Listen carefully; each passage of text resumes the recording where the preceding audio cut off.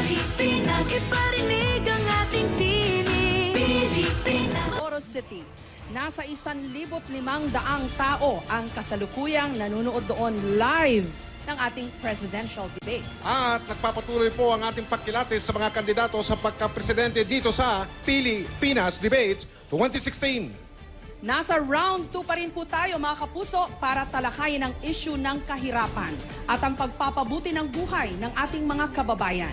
Okay, si dating DILG Secretary Mar Rojas naman po ang sasalang at ang makakarap niya po ay ang alkalde ng lungsod ng Davao, Mayor Rodrigo Duterte. Okay. So, Secretary Rojas, binubunot ko na po yung tanong para sa inyo. Biglang lumuwag yung butas nung kayo na. O, ito po. Paunti na ng paunti ang nahuhuli ng mga mangingisda natin. Maswerte na po kung kumita ang mga mangingisda ng 200 piso kada araw. Ano ang magiging programa ng inyong administrasyon para maiangat ang kabuhayan ng mga mangingisda at mapangalagaan ang ating karagatan? Meron po kayong 90 seconds para sumagot. Para sa ating mangingisda, ang pinakamahalaga ay ang murang pautang. Nauubos ang kanilang kapital, ang kanilang kinikita sa kakabayad ng interes at amortisasyon sa kanilang inuutang. Hindi pa nga sila nagpapalaot, iniutang na nila ang kanilang huhulihin. Kaya murang pautang isa sa pinakasusi para sa kanilang kaginawahan. Pangalawa, makabagong teknolohiya. Importante ito. Doon lang sa dagupan, sa ating bottom-up budgeting, may napakagandang project na gagawin natin ito, sakaling ako'y maging Pangulo sa buong Pilipinas.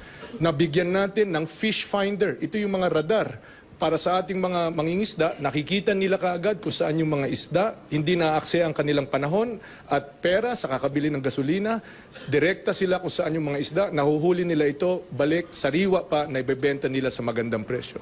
Pangatlo, post-catch facilities. Ito yung mga chiller, ito yung mga packaging na mahalaga para mas mataas ang kikitain nila kumpara sa kinikita nila ngayon.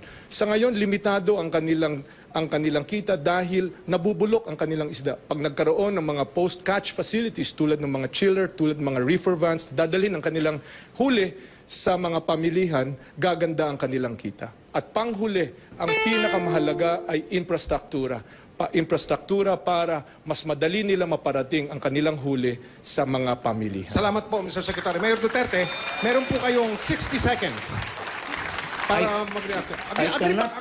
Agree ba kayo kay Secretary Rojas? Yeah, I cannot rebut what he has said because it's all true. Gusto ko nga kopyahin kung papayag siya eh. Idagdag ko na lang yung akin. Payag ba kayo? Secretary? Oo naman, bakit hindi? Tuloy niyo, Mayor. Well, I said this is true in every program of government. Ang problema lang ko kasi dito, marami tayong problema in the past. There were a lot of problems to help our fellow men, fisheries, farmers and all.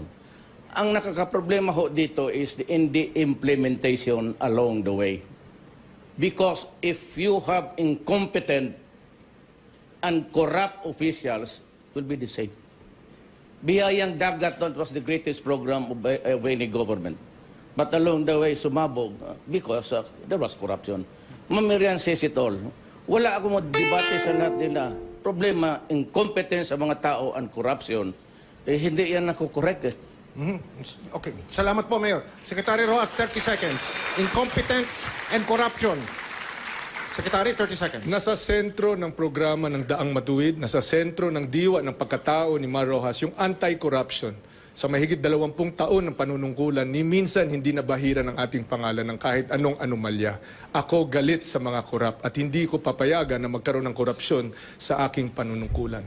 Ang importante dito ay itong mga nasabi ko ay nasimulan ng magawa, nasimulan ng matamasa ng ating mga mangingisda at itutuloy ko yan, papalawakin ko yan para mas marami pa ang giginhawa sa ating mga programa. Salamat po, Secretary Rojas.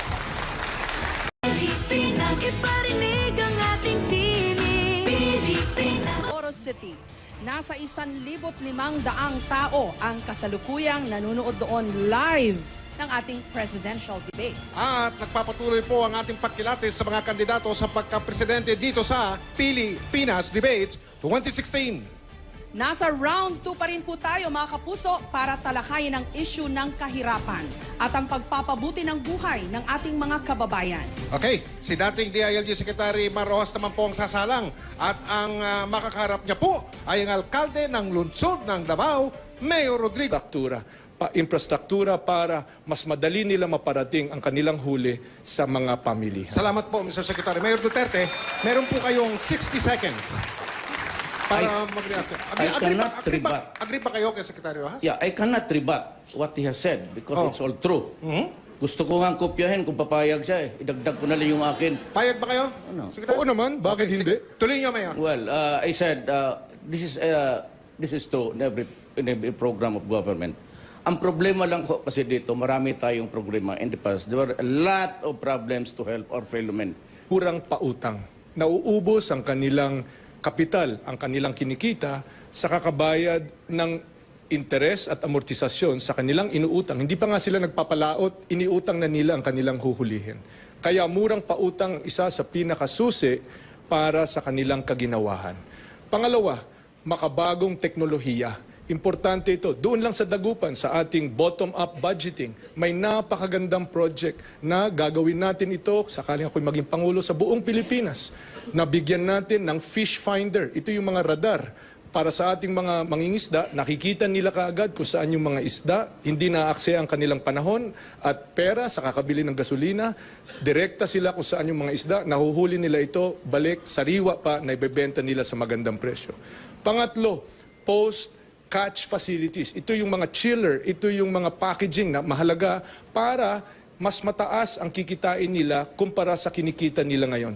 Sa ngayon, limitado ang kanilang kita dahil nabubulok ang kanilang isda. Pag nagkaroon ng mga post-catch facilities tulad ng mga chiller, tulad ng mga reefer vans, dadalhin ang kanilang huli sa mga pamilihan, gaganda ang kanilang kita. At panghuli, ang pinakamahalaga ay infrastructure. Duterte.